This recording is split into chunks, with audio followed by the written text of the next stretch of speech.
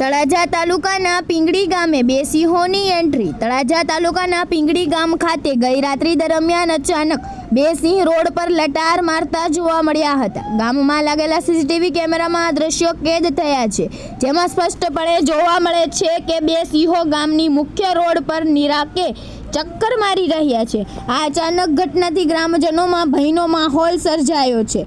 જોકે સદભાગ્યે કોઈ જાનહાનિ કે નુકસાન થયું નથી। ગ્રામ લોકોએ તરત જ વન ખાતાને જાણ કરી હતી અને સિંહોની હરકત પર નજર રાખવા વિનંતી કરી છે।